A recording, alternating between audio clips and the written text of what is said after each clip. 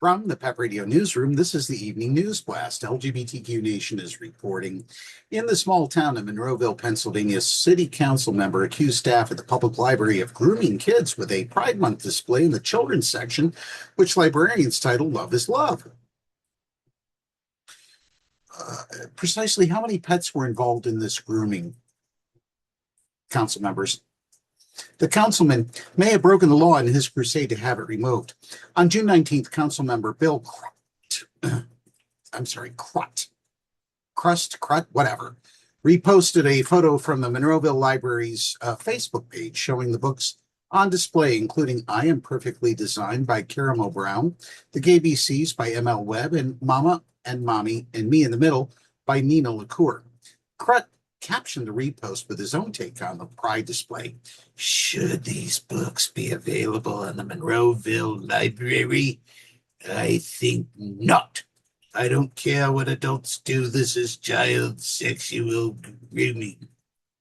Kelly Meredith, the president of the library board, which has sole control of the content in the town's library, said she was appalled by the post. Particularly offensive was the implication that our library staff is in any way grooming children.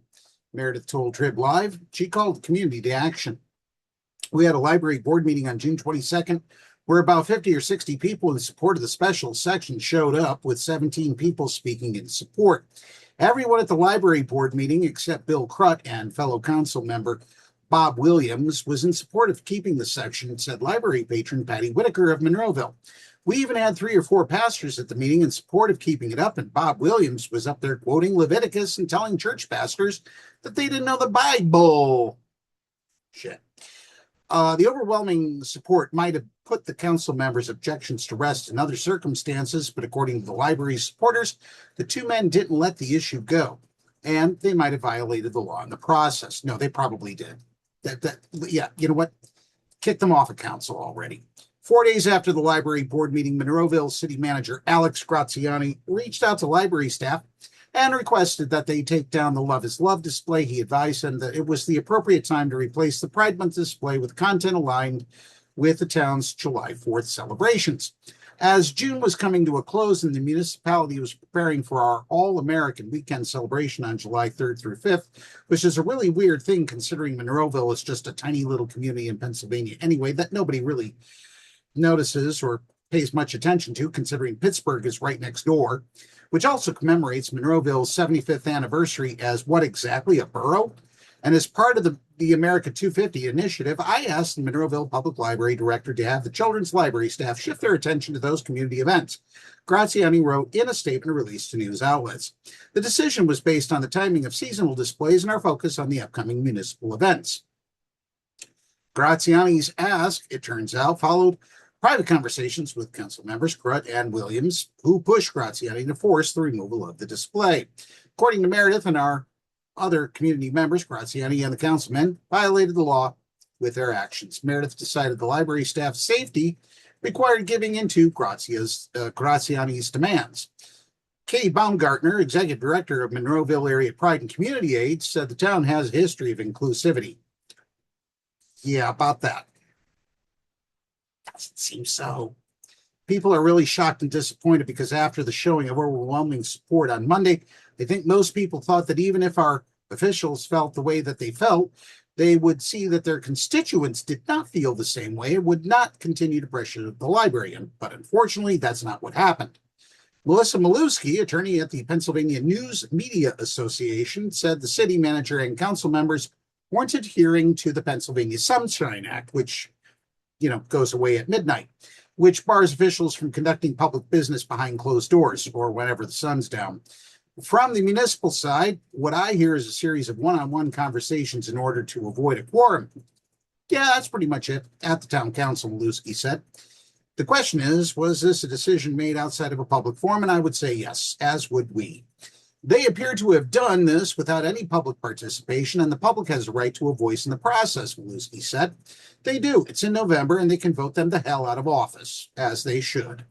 Or even if that is in 2027. I think it raises a lot of questions under the Sunshine Act, and it raises potential additional problems. Does this council operate like this on a regular basis? You're damn right they do. Something like this throws up a red flag. Yes, as it should.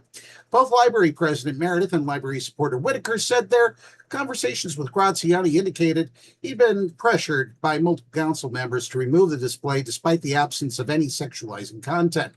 There was nothing sexual, nothing about people's bodies, Whitaker said. It was very benign, basic kid stuff. If anything, they were more so about these are the types of families you may encounter. Johnny might just have two daddies.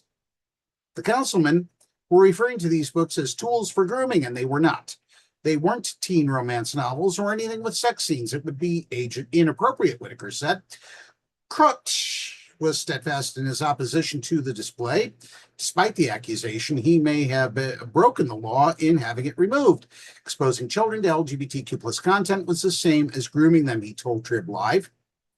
Funny, being exposed to a bigot didn't make me a bigot. But apparently you must have been, Krut.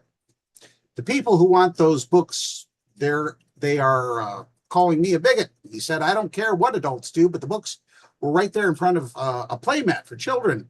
And for them to say they're not trying to influence children, then why are they there? I'm going to put this out on behalf of the Pennsylvania Equality Project. And all I can tell the council members in Monroeville is that they should get stuffed. All of you, get stuffed. Monroeville, get stuffed. Okay? That's me being polite. If you go over to Instagram and look up It's Luke, he's going to tell you a lot worse than I ever would.